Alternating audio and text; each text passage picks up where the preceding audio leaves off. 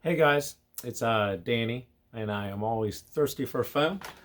Today I'm doing a comparison video, once again on reviewing some more Banned Blasters action, but this time I decided to do a comparison video to show, the money you would spend and advantages and disadvantages of running something that is dual stage, like my battle modulus here, my battle rifle.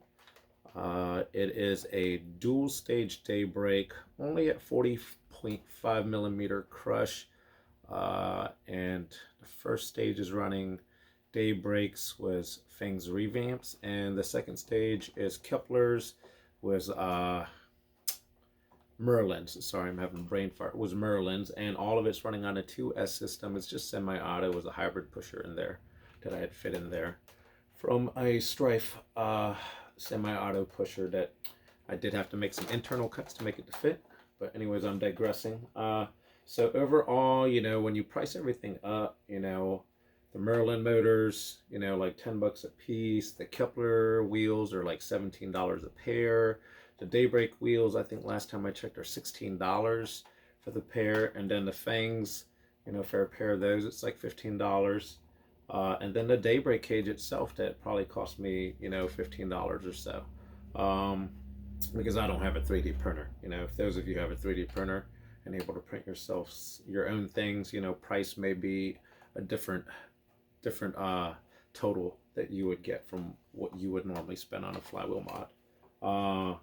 So for that, when I total all those things up, it's over $80. And I know was the Banned Blasters originally released at $90, it's now come down to $75, as he's found that, maybe through some profit from beginning and starting out, and maybe from some switching of manufacturers, he's able to offer a cheaper price point that I think is worth it. Another thing that we can go over is the amperage draw. Compared to having 4 motors, was pretty substantial amperage draw. That means that your battery is going to drain twice as fast, maybe more than twice as fast, to be honest, because these Banned Blasters motors, I mean, they don't have a lot of torque. For those of you who are big torque hoarders that just need all the torque for your high crush, the geometry of the wheels really only requires so much of the torque. I think the torque is around 450 centimeter cubic Newton, whatever the measurement is. So it's less than Fang revamps, which hangs around about 550, I believe. And we're talking stall current application of torque, not consistently running torque in the actual real application. So that's a maximum torque that it would be able to handle, basically. But yeah, so with that in mind, that keeps the amperage draw pretty low, since it's not pushing as many torques and still retains a pretty high RPM of 42,000, which is really optimal. Because when he designed and built these, he did take the motors and turn the RPMs up into the point where that's where he found it to be the most optimal and not have as much slippage or even decrease in FPS. So really, he's tested all of everything out for us, guys. So really, I really appreciate that. That is true to form to what it claims when you get it. But anyways, without further ado, we should just fire some rounds. So what is my dual Daybreak setup hitting? It really depends on what type of darts you're using. So I got some of these watermelon darts here from Target, or some people call them chili darts, I guess. And I got my dual stage modulus, and that's what these really like. I do have a mag loaded up that has some of the Target ember darts, I guess we'll call them, since they're gray heads. Ember darts, like hot coal embers, turning gray and ashy and red. But yeah, let me see. And there's a bit of a tight fit. Let's see. Must have screwed that in tight. Let's get our chronograph out. Power that bad boy up. Let's see if we can get some shots and some readings here. Let's see, got a good camera. 198, 211, 207, 202, 203, 207. So let's see. I don't know if you guys can see that. But I'm getting an average of 205, which, you know, I really do contribute it to these darts because, you know, these darts are really wide head, and they just really catch in flywheels that don't even have that good of a geometry. It catches really well. So I was checking to see how many more of those watermelon darts I have, because right after that I might have these the crimson darts we'll be testing. So a couple more watermelons. Put it over I can see it in 207, I guess is the last one. Ember dart. 205, 205, 207, 210, 207, 196. Must be out. So really, I'm actually surprised. I guess, you know, the Merlins as a second stage is a newer thing for me. I really haven't tested this out that much.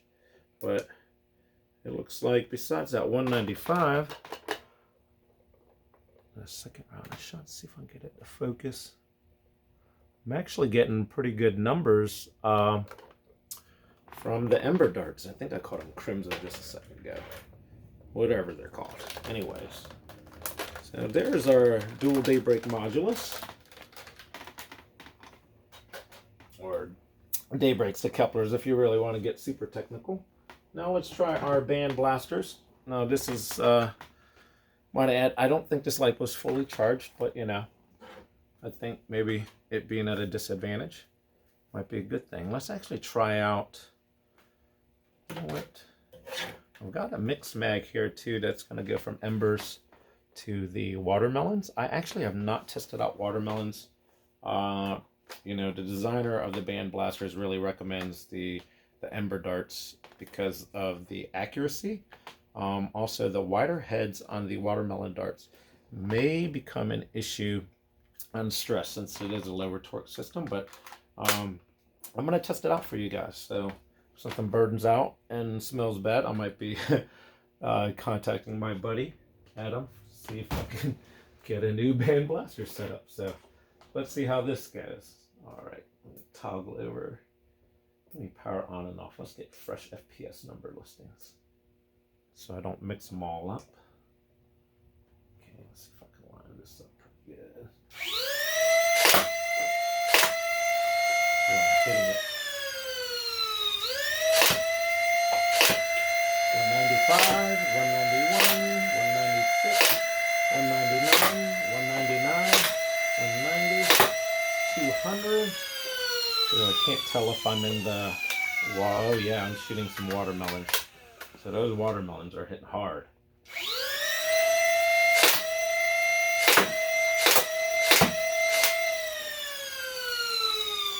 Alright. So it's really hard to single them, to be honest. And there were a few in there that were, focus. Maybe that's the best it's going to do. Oh, there we go. A couple low ones where I hit the side of it. That 167, I definitely hit the side of it. But yeah, I mean, overall, you know, for me, on a full auto setup, you know, the pusher's going to feed a little different than a semi-auto. I'm getting in the high 190s with those ember darts, which is actually really perfect to try to keep under for 200 FPS games. Some people are having issues keeping it under 200, I believe. I seem to have it pretty good between 195 and 200. But once I stick those watermelon darts in, this thing really does kick up past 200 pretty easily, just from the wider heads. And I'm not really smelling anything burning out. I'm not really noticing any heat dissipation up the front. So, you know, I'm going to say, you know, it's good to go. You know, I really wasn't looking at the accuracy difference, but that is my comparison review. So overall, the overview is that was my Banned Blasters setup.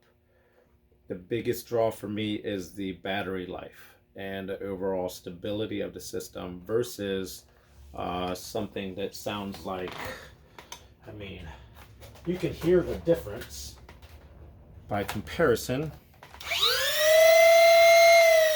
Finely tuned machine.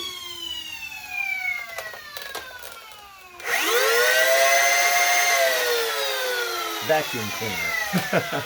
Sounds like a vacuum cleaner. Kind of smells like a vacuum cleaner too. Because to be honest, this system, I don't want to say it runs like super crazy hot, but I can definitely smell some ozone burning in there. But I hope you liked the review and the comparison. If you do, please like and subscribe to the channel. I'd love to get to 50. I think I'm 3 away. 3? Can 3 people just subscribe? I don't even care if you like the video. Then I'll be able to do YouTube live through mobile if I ever choose to for the community. But anyways, I hope you guys have a good day. I gotta go to work tonight. Hope you enjoyed the video.